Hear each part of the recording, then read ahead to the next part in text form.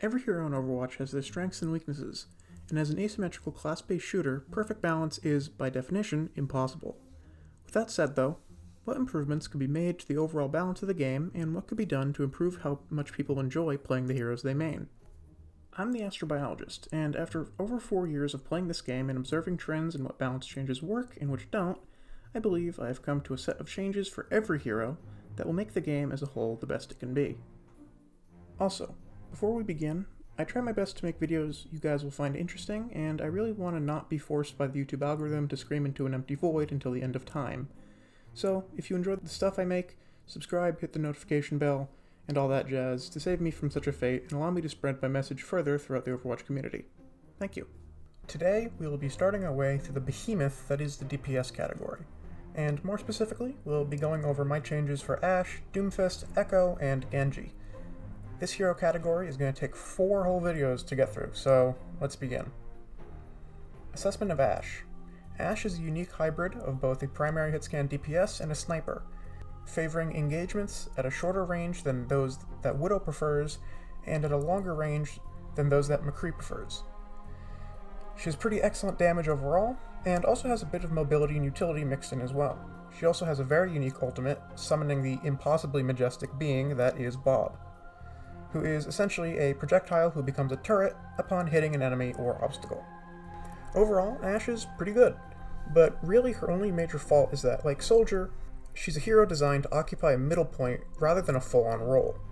As a result, she sees very little play, especially at the highest ranks, as she isn't as good at short to mid-range fighting as McCree and isn't as good at sniping as Widowmaker.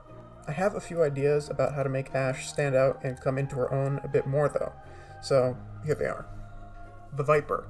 Maximum ammo capacity decreased from 15 to 14. Movement penalty while scoped decreased from minus 25% to minus 20%.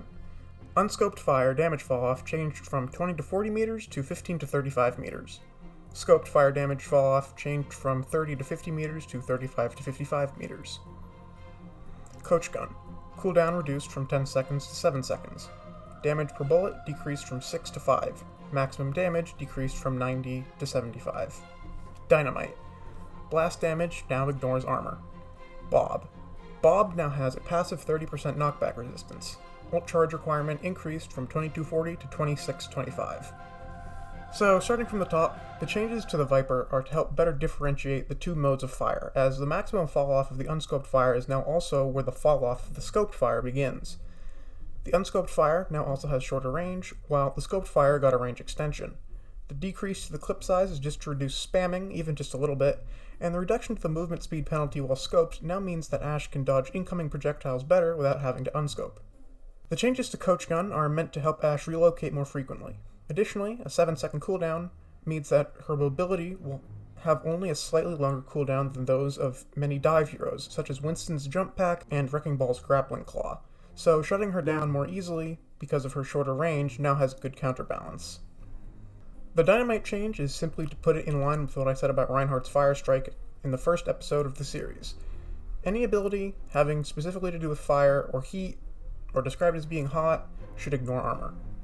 Finally, the changes to Bob are to make him a little less trivial to shut down just by booping him into a bad position, but at the cost of a considerable increase to the ultimate's required charge. Assessment of Doomfist. Doomfist is an incredibly unique hero in that he plays more like a fighting game than anything from an FPS. Equipped with his gauntlet and hand cannons, Doomfist has not only the shortest effective range of any hero in the game, but also has the most inconsistent damage output of any hero in the DPS category. This is due to the fact that Doomfist relies entirely on burst damage, which in turn is tied to his cooldowns. Everything Doomfist does is cooldowns, even his primary fire. Luckily though, his passive does mean that he can sustain himself in battle through shields if he continues to land abilities on enemies. If one were to have to categorize Doomfist into a sub-role, he'd best be described as a hybrid between a flanker and a brawler, as his abilities give him substantial mobility, but those very same abilities are what allows him to output damage. This also means that Doomfist must learn to manage these cooldowns extremely efficiently, as the abilities you use to get in and do damage are the same abilities you need to get out again safely. This very difficult hero is also compounded in complexity in that many good Doomfist players utilize the hero's endless rollouts, techs, and combos to make him truly a marvel to behold. Doomfist is quite possibly the only hero with a literally infinite skill ceiling. That said, however, Doomfist faces some major issues. First and foremost, his mobility has been repeatedly nerfed, leaving the hero clunky and easy to pin down, or, as I sometimes like to describe it, like trying to fly a ton of bricks. This is especially true because of his huge hitbox. On top of that, his shields have been nerfed, making him much easier to punish even after he's landed his abilities. Put together, this means that the playstyles that skilled Doomfist players utilize have been made too risky and less effective than the relatively much more simple strategy of using the punch to get kills, and then using uppercut and slam to get out, rinse, and repeat. To make matters worse, it's a well-documented fact that people find the reliance on the one-shot from the punch and the CC for the hero to function frustrating. Doomfist is also notorious as the most buggy hero in the game, with his current number of significant bugs sitting at around 75, with that number slowly growing as more pop up. So finally, here's my solution to Doomfist. The best defense. Delay before shields begin to decay increased from 1 second to 3 seconds. Rate of decay increased from -3 per second to -6. Shields gained now vary depending on the ability landed. Rocket Punch, 15 shields. Seismic Slam, 35 shields. Maximum of 105 per use. Rising Uppercut, 25 shields. Maximum of 75 per use. Meteor Strike, 50 shields. Maximum of 150 shields per use. Hand Cannon, no longer has damage fall off. Reload time per round decreased from 0.65 seconds to 0.5. Rocket Punch, time to maximum charge decreased from 1.4 seconds to 1 second. Cooldown now begins when the punch is released instead of when the punching animation ends. SFX volume increased by 15%. Now has some leniency on getting stuck on map geometry if said geometry is not within the innermost horizontal 30 degrees of the player's field of view. While impact damage no longer depends on the angle at which the target hits it. If the target hits any wall, the damage will be applied. Wall impact damage now decreased by 33% when the target travels more than half the maximum knockback distance before hitting a wall. Rising Uppercut. Delay after activation reduced from 0.35 seconds to 0.2. Damage increased from 50 to 60. Cooldown increased from 6 seconds to 7. Seismic Slam. Maximum range increased from 15 meters to 20 meters. Cooldown increased from 6 seconds to 7. Maximum damage increased from 125 to 135. Affected enemies now have air strafing disabled for 0.5 seconds while knocked into the air. Meteor Strike. Inner radius damage decreased from 300 to 250. Inner radius size increased from 2 meters to 3. Outer radius size increased from 8 meters to 9. Now knocks enemies hit by the outer radius 5 meters into the air and pulls them to the edge of the inner radius. Now has a vertical inner radius of 7 meters below the point of impact. Now resets Doomfist's cooldowns. Ultimate charge requirement increased from 1680 to 1820. So there's a lot going on here, but hang in there and I'll explain everything. So the changes to the best defense are to encourage flanking behavior while also not hurting brawling behavior too much, as while it's true that Slam generates more shields than it does now per target, the maximum number of targets has been lowered on all of his abilities, as has the shields generated per target on every other ability other than Slam, which, as I said before, has had the number of shields increased per target. In fact, Punch now grants half the shields it does currently on live servers. On top of this, while the duration of the shields has been increased, the rate at which they decay has been doubled, meaning that while it's true that his shields won't diminish so fast mid-fight, once they do start to diminish, he'll really have to get out quick. Moving on to the changes to his hand cannons, these are really just consistency buffs that make how it feels to play Doomfist a bit better, rather than really affecting his overall balance too much. Next is Doomfist's most controversial ability, Rocket Punch, and the changes here are many. First, the charge time has been reverted as to allow Doomfist to get out without having to float in the air for too long. And the cooldown has been changed to begin when the punch is released instead of when it ends, because while it doesn't make a significant difference to punch spamming, which is initiated from close to medium range anyways, it does mean that rollouts will transition into each other more smoothly, again rewarding playstyles that advanced Doomfist players tend to use. The SFX volume on the punch has been increased as to make it more obvious to enemies when Doomfist is charging in, and as a quality of life change, the punch now has leniency with impacting walls that are in his peripheral vision. As currently, what looks like a door Doomfist should have no problem punching through from a first-person perspective can sometimes look very different from a third-person perspective, resulting in many instances where the punch ends up clipping a wall that looked further away. Yet another more technical change, the bugs known as sliders where punched enemies go sliding off of walls that look to be less than at a 45-degree angle, are solved. This bug occurs because walls in Overwatch often have odd contours and detailing to them, so the number of variables that need to be accounted for the game to decide whether the wall damage happened or not get so convoluted that there are often inconsistencies and disparity between what visually should cause impact damage and what actually does. This may sound like a somewhat unfair change to those getting punched, but it's also unfair to the Doomfist player. The next change should help alleviate that somewhat, however, as instead the wall damage now decreases if the punched enemy travels more than half of the maximum knockback distance before hitting a wall. This means that Doomfist players will have to be more careful with where and when they punch if they want the maximum amount of damage, while also making the wall damage more intuitive and fair to the enemy being punched. Finally, moving on from Rocket Punch though, the first change to Uppercut is a revert to the change that caused a lot of combos and rollouts to be negatively impacted, but without really making too much difference to the enemy. It basically just made Doomfist more clunky for the sake of it. The damage on Uppercut has also been increased, making combos and rollouts more reliable, but this comes with an increase to its cooldown.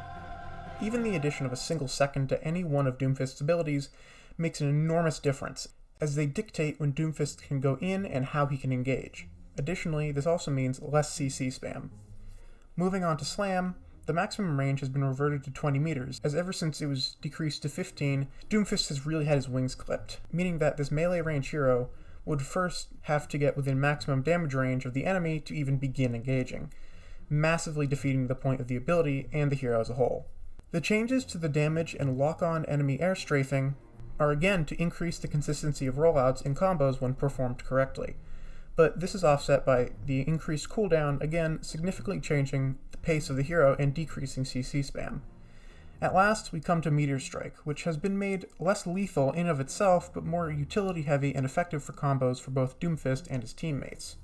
This is exactly what the changes to its damage radius and launch do, with the cooldown reset as an additional bonus. As far as the vertical hitbox, this is to help alleviate how buggy the ultimate is, as it often gets stuck on small pieces of geometry that result in not landing on the intended target.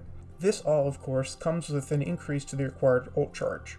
So, all in all, punch spamming nerfed, combos and rollouts buffed, this should make for a less frustrating Doomfist for everyone. Assessment of Echo. As Overwatch's newest hero, there are still a number of uncertainties about her, but as someone who has put considerable time into playing her and watching other people playing her, I was able to come to an assessment for Echo. Echo is a high-mobility DPS who relies on heavy burst damage from close to medium range to burn down anything in front of her, from squishies to tanks to barriers. Depending on personal playstyle, Echo can be a flanker, frontliner, or even a suppressive DPS. This is due to her kit essentially just being several different ways to kill things depending on the situation, and on top of that, they combo with themselves very well. Echo's not free of her weaknesses, however, as ranged weapons and hit-scan weapons especially give her a hard time.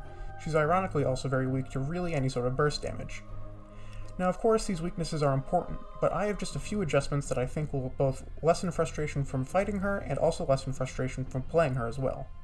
General.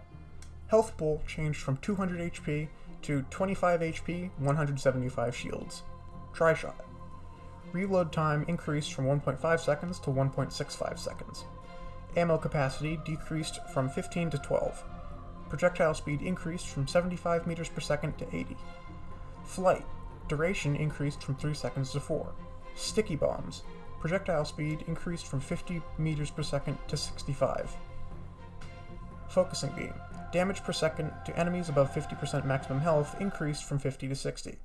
Damage per second to enemies at or below 50% maximum health decreased from 200 to 180. Duplicate. Ult charge requirement increased from 1960 to 2135. The change to Echo's health is meant to increase her survivability after disengaging, making up for her large hitbox and relatively low range. The changes to Tri-shot are basically just to make her less spammy but more precise, and the increase to Flight's duration is to make the hero flow a bit better and allow her to close the distance more reliably. As for the sticky bombs, the increase to the projectile speed is more or less just a sort of quality of life buff. But mathematically, it also means that the amount of damage they do is now justified relative to their difficulty to all land. Before, it was actually more efficient to just use the primary fire and the beam together, but this should balance things out a bit more. The changes to Focusing Beam are somewhat self-explanatory, but the idea is to make it somewhat more powerful when not on a weak target, but less totally overwhelming when it is on a weak target. Closing the gap on the two damage modes should help to make the ability somewhat more consistent while also decreasing a lot of frustration associated with it. Finally, the change to Duplicate's required ult charge is simply to make up for the fact that she's now somewhat more consistent. Assessment of Genji. Genji is a close to medium range flanker who likely has the most mobility out of any DPS. He specializes in mid-range poke mixed with melee executions on weak enemies, plus the ability to traverse practically any map almost effortlessly. Combined with his sizable burst damage, small hitbox, and top-tier ultimate, Genji is not to be trifled with. That said, however, even good Genji players struggle against CC and armor, in which case he can be rendered largely useless. He often still can't escape sticky situations even with his mobility and his deflectability, and oftentimes the hero is essentially played to just farm ult charge until he can finally use his ultimate, with the hero being rather underwhelming between ultimates. So with that said, these are my simple but important changes to Genji. Cyber Agility. Double jump is now reset by wall climbing. Shuriken. Projectile speed increased from 60 meters per second to 65. Swift Strike. Cooldown decreased from 8 seconds to 7. Dragon Blade. Now resets deflect cooldown upon activation. Damage per swing increased from 120 to 125. Starting with Genji's passive, the ability to double jump after a wall climb is important for the hero to be able to traverse the map in and out of fights consistently. As of right now, he faces an issue where despite his small hitbox and high mobility, he still can be a bit too easy to just melt as he tries to escape. So him being able to reset his double jump after any wall climb will mean that any good Genji player will be able to chain these abilities together for a far more smooth engage and disengage. Next up are his Shuriken, which I've increased the projectile speed of slightly to help him be a bit better at poke without having to get as close to the enemy. This should help him be effective while playing a little safer, something Genji often suffers from needing to do. The change to Genji's Swift Strike should allow him to get in and out just a bit faster even without a cooldown reset, making him more consistent without making him overbearing. Finally, the changes to Dragon Blade are meant to help against awkward engagements with it, and also with armored opponents. Quite simply, if the ultimate is activated but Genji finds himself in front of an Ana or McCree, instead of just getting stunned and dying, he'll be able to deflect it and continue with the ultimate. Anyways, those are my changes to Ashe, Doomfist, Echo, and Genji. I apologize for this episode taking extra long to release, but with the length of the changes to Doomfist, it took me a little while to write up my explanation for him. It also just took me an age and a half to edit this thing. Looking forward, the next episode will be looking over my changes to Hanzo, Junkrat, McCree, and Mei, and I'm hoping to have that one finished in a bit over a week. Hopefully. With that said, Godspeed to you all, and I'll see you all on the next one. Bye-bye.